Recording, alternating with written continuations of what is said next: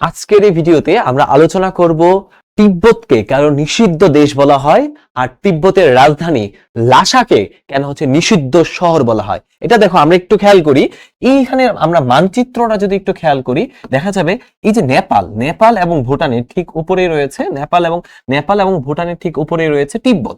আর এই নেপাল আর ভুটানের এই যে এই সংযুক্ত এই রেখাটা হচ্ছে হিমালয়, পৃথিবীর সবচেয়ে বড় যে পর্বতমালা, সবচেয়ে উচ্চতম পর্বতমালা, এটা একটা হচ্ছে হিমালয় পর্বতমালা। তো এই হিমালয় পর্বতমালা হচ্ছে এই নেপাল আর ভুটানের এই যে সীমান্ত ঘেঁষে এটার মধ্যে কিন্তু অবস্থিত। এবং এই তিব্বত কিন্তু এই যে হিমালয় পর্বত ক্রস করে আমরা যদি বাংলাদেশ দেখি, এটা ইন্ডিয়া দেখি, মিয়ানমার দেখি, এই অঞ্চল থেকে যদি তিব্বতে যাইতে হয় তাহলে এই হিমালয় পর্বতমালা ক্রস করে তাহলে তিব্বতে যেতে হবে। অর্থাৎ তিব্বত একটা দুর্গম এরিয়া, যার কারণে এই দুর্গম এরিয়ার কারণে কিন্তু তিব্বতকে অনেকটা একটা ভৌগোলিক কারণ আছে যে তিব্বতকে একটা নিষিদ্ধ দেশ হিসেবে, কিন্তু দুইটা কারণ, একটা ভৌগোলিক কারণ, একটা রাজনৈতিক কারণ। তো আজকে আমরা এই ভিডিওতে জানবো যে তিব্বত এবং লাসাকে কেন নিষিদ্ধ ভূমি বলা হয়, কেন এটার পেছনে কি কোনো ভৌগোলিক কারণ আছে কিনা, এবং এটার বৌদ্ধদের সংস্কৃতি এটার সাথে কানেক্টেড কিনা, এবং কিভাবে দালাই লামার এখানে তার আধ্যাত্মিক পথ প্রদর্শক হিসেবে দীর্ঘদিন ধরে তার যে লেগেসি সে বহন করে আসছে। তো চলো শুরু করা যায়। পৃথিবীর ছাদ এবং এক চিরকালীন রহস্যের নাম হচ্ছে তিব্বত। যুগ যুগ ধরে হিমালয়ের যে দুর্গ, প্রাচীরের আড়ালে লুকিয়ে থাকা এই ভূখণ্ডটি মানুষের কাছে, বহির্বিশ্বের কাছে নিষিদ্ধ দেশ হিসেবে স্বীকৃতি পেয়েছে। কেন সেটা আমরা দেখবো। দেখো, প্রথমেই হচ্ছে একটা ভৌগোলিক কারণ। এই যে হিমালয় পর্বতমালা হচ্ছে তিব্বতের চারপাশ জুড়ে আমরা দেখতে পাই পৃথিবীর সর্বোচ্চ পর্বতমালা যেটা রয়েছে সেটা হচ্ছে হিমালয় পর্বতমালা। আর এই হিমালয়ের মধ্যে আমরা বিপদসংকুল আবহাওয়া দেখি, ভয়ঙ্কর আবহাওয়া, এবং প্রাকৃতিক ভাবে একটা অবদ্ধ, যেটা ভেদ করা যায় না, একটা দুর্গ হিসেবে কাউন্ট করা হয়। বহির্বিশ্ব থেকে এটা বিচ্ছিন্ন। আধুনিক যোগাযোগ ব্যবস্থা এই যে এই উঁচু নিচু পাহাড় দিয়ে কিভাবে তৈরি করবে, তো এখানে এটা প্রবেশ পথ ছিল, এটা অসম্ভব। তো ভৌগোলিক ভাবে এই যে হিমালয় পর্বত দিয়ে সে আবদ্ধ বিদায়, সে ছিল একটা কি, সে একটা নিষিদ্ধ শহর বা নিষিদ্ধ দেশ হিসেবে স্বীকৃতি ছিল। আর রাজনৈতিক ভাবে তাহলে ভৌগোলিক কারণ কি, তীব্র শীত, বরফে ঢাকা গিরিপথ এবং চরম উচ্চতা। এই কারণে দেখো অনেক উচ্চ, পৃথিবীর সবচেয়ে উচ্চতম পর্বতমালা হচ্ছে হিমালয় পর্বতমালা। হ্যাঁ, বাইরের মানুষের জন্য এই রুক্ষ পরিবেশে থাকা ছিল কঠিন, এটা ছিল ভৌগোলিক কারণ। এবার রাজনৈতিক ভাবে দেখি, রাজনৈতিক ভাবে ব্রিটিশদের সাথে 1904 সালে একটা তিব্বতের একটা চুক্তি হয়। সেই চুক্তি অনুযায়ী এই যে তিব্বতকে ব্রিটিশরা হচ্ছে দখল করে নেয়, এবং ব্রিটিশদের সাথে সেই চুক্তি অনুযায়ী যে কোনো মানুষ যারা হচ্ছে বহিরাগত তারা হচ্ছে তিব্বতে প্রবেশ করতে পারতো না। তো সেক্ষেত্রে যে সাধারণ মানুষরা ধরতে গেলে বহিঃশক্তি, তারা এখানে ব্রিটিশদের সাথে চুক্তি অনুযায়ী তিব্বতে প্রবেশ করার একটা বাধা ছিল, কারণ বহিঃশক্তি আসলে এখানে তিব্বতকে দখল করবে, এরকম বিভিন্ন ইস্যুস কিন্তু ছিল। পরবর্তীতে ভূ রাজনীতির কারণে বিদেশি প্রবেশ কঠোর নিষেধাজ্ঞা দেওয়া হয় 1904 সালে। এখানে 17টা পয়েন্ট ছিল, 17 পয়েন্ট অ্যাক্ট। এই চুক্তিতে কিন্তু যে এই সময়ে কিন্তু আমরা দেখতে পাই যে তিব্বতের সাথে ব্রিটিশদের একটা চুক্তি হয়। তার পরবর্তীতে আরেকটা চুক্তি 1913-14 সালে, যেখানে আমরা বর্তমান ম্যাকমোহন লাইন, ব্রিটিশ ভারতের পররাষ্ট্র সচিব যিনি ছিলেন McMahon line, sir Henry McMahon, তার নাম অনুসারে যে তিব্বতের সাথে ভারতের যে সীমানা সেটা কিন্তু ম্যাকমোহন লাইন হিসেবে পরিচিত। ম্যাকমোহন, তো একটু সার্চ করলে জানা যাবে ম্যাকমোহন লাইন। সেই ম্যাকমোহন লাইনের যে চুক্তিটা, এটা যদিও তিনটা পক্ষ ছিল, ভারত, তিব্বত আর চীন পরবর্তীতে এটাকে অস্বীকার করে। যাই হোক, নিজেদের নিজস্ব সংস্কৃতি এবং ধর্মকে বাইরের প্রভাব থেকে মুক্ত রাখার একটা প্রচেষ্টা ছিল, যার ফলে কিন্তু তিব্বতকে একটা নিষিদ্ধ দেশ বলা হয়। ওইখানে মানুষজনের প্রবেশাধিকার সংরক্ষিত ছিল। এবার আসি, কেন এই যে তিব্বতের রাজধানী লাসাকে নিষিদ্ধ শহর বলা হয়। এটাও সেম জিনিস, তিব্বতের রাজধানী হচ্ছে লাসা। এটি শুধু রাজনৈতিক কেন্দ্রে ছিল না, বৌদ্ধ ধর্মের একটা পবিত্র তীর্থস্থান ছিল। এখানে বিদেশিদের প্রবেশাধিকার কঠোরভাবে নিয়ন্ত্রিত ছিল, কারণ যেহেতু এটা তীর্থস্থান, আমাদের এখানে বিভিন্ন তীর্থস্থানে কিন্তু প্রবেশাধিকার এটা সংরক্ষিত থাকে। এবং ভৌগোলিক দুর্গমতার কারণে লাসায় দীর্ঘকাল ধরে বিদেশিরা বিশ্বের কাছে একটা অপরিচিত শহর বা নিষিদ্ধ শহর, একটা ফরবিডেন সিটি হিসেবে কাউন্টেড ছিল। এই যে এটা হলো পোতালা প্রাসাদ।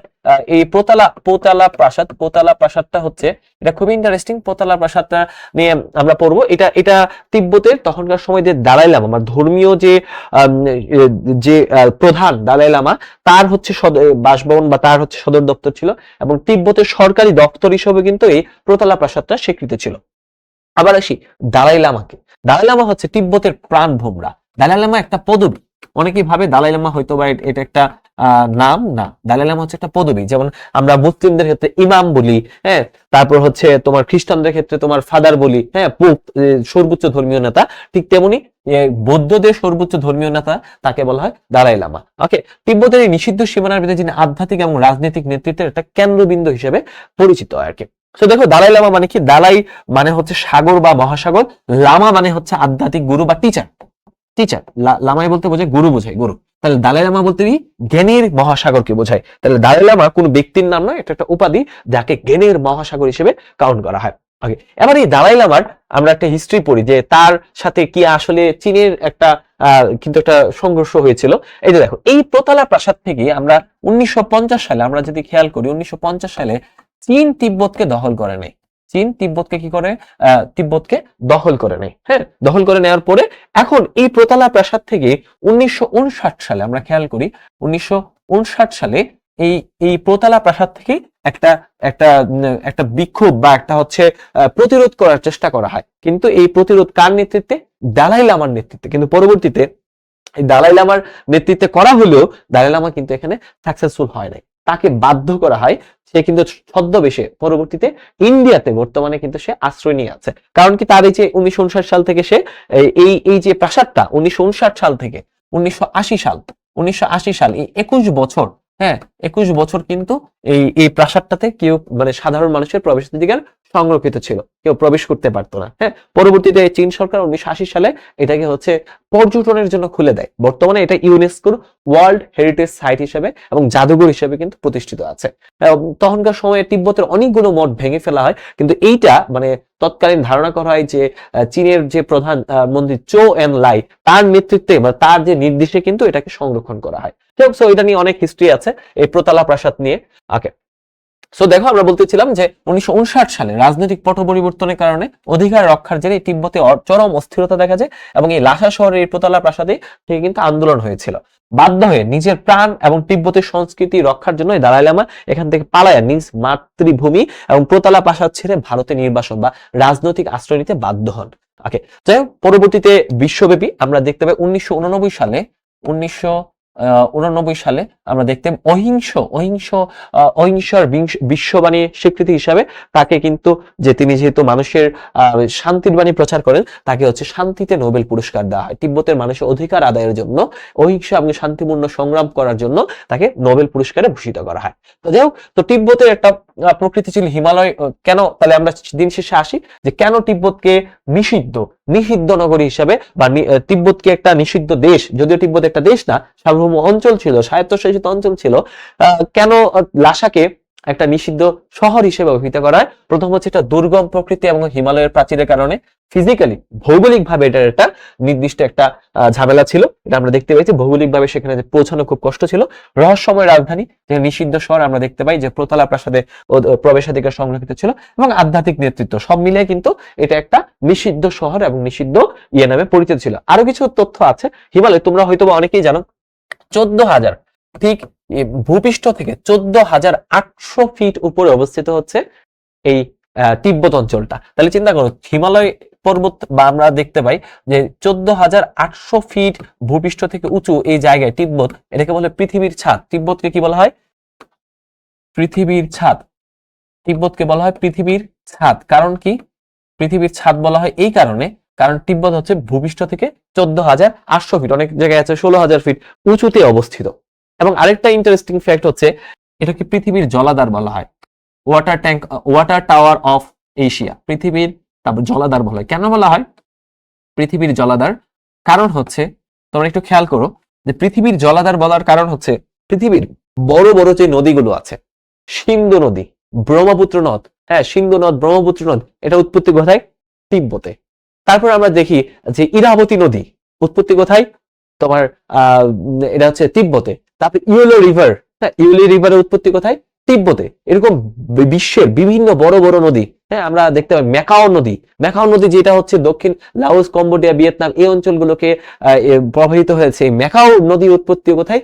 তিব্বতে, অর্থাৎ তিব্বতে পৃথিবীর 200 কোটি মানুষের অর্থাৎ 3/1 বলা বা 4/1 মানুষের যে নদীর যে পানির যে চাহিদা পূরণ করতেছে তিব্বতে উৎপত্তি হওয়া নদীগুলো থেকে। তিব্বত যেহেতু পৃথিবীর উপরে অবস্থিত, উপর থেকে ওই পাহাড় অঞ্চল, জলাভূমি বা পর্বত অঞ্চল হওয়ার কারণে সেখানে অনেকগুলো নদীর উৎপত্তি, এই কারণে পৃথিবীর জলাধার বলা হয় তিব্বতকে। এবং তিব্বতে তোমরা এই যে সাংপো নদী, আমরা যে অনেকগুলো হ্রদ, অনেকগুলো লেকের উৎপত্তি বা লেকের যে জায়গা, হাজার হাজার লেক আছে, যেমন মানস সরোবর, মানে মানস সরোবর একটা লেক যেখান থেকে ব্রহ্মপুত্র নদীর উৎপত্তি, সেটাও কিন্তু তিব্বতে অবস্থিত। হাজার হাজার লেক এবং লেক থেকে নদী উৎপন্ন হয়েছে, যার কারণে পৃথিবীর জলাধার বলা হয় তিব্বতকে। আর পৃথিবীর ছাদ, হ্যাঁ, আরেকটা হচ্ছে পামির মালভূমি, এটাও কিন্তু তিব্বতে। পামির পামির মালভূমি, পামির পামির মালভূমি, পামির মালভূমি এটাও কিন্তু তিব্বতে অবস্থিত। পামির মালভূমি তিব্বতে কেন অবস্থিত, কেন এটা ইম্পর্টেন্ট? মালভূমি মানে কি? মালভূমি হচ্ছে, ধরো এটা একটা পাহাড়, হ্যাঁ, ধরো এটা একটা পাহাড়, পাহাড়ের উপরটা কি হয়? সবসময় তীক্ষ্ণ হয়, চুখা হয়, কিন্তু এটা হচ্ছে সমান। তার মানে এরকম যদি হয়, পাহাড়ের উপরটা, ধরো এটা পাহাড়, পাহাড়ের উপরটা হচ্ছে সমান, সমতল, তখন এটাকে বলে মালভূমি। তাহলে পৃথিবীর উচ্চতম মালভূমি কোথায় অবস্থিত? তিব্বতে অবস্থিত মালভূমি। এবং সুউচ্চ পৃথিবীর, কারণ কি এই যে উপরে দুই দিকে পাহাড়, পাহাড়ের মাঝখানটা সমতল, এই কারণে পৃথিবীর মালভূমি হচ্ছে বা পৃথিবীর ছাদ বলা হয় পামির মালভূমি। আর পামির মালভূমি কোথায় অবস্থিত? তিব্বতে অবস্থিত। তো এইভাবে কিন্তু আমরা তিব্বত সম্পর্কে অনেক কিছু জানলাম।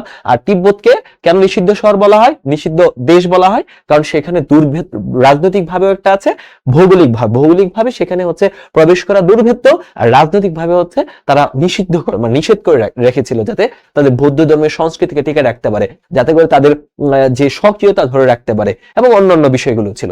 আশা করি এই ভিডিওটা ভালো লেগেছে। যদি ভালো লেগে থাকে চ্যানেলটা সাবস্ক্রাইব করো, আর হচ্ছে আর কোন বিষয়ে ভিডিও চাও সেটা কমেন্ট করে জানাও। আল্লাহ হাফেজ সবাইকে।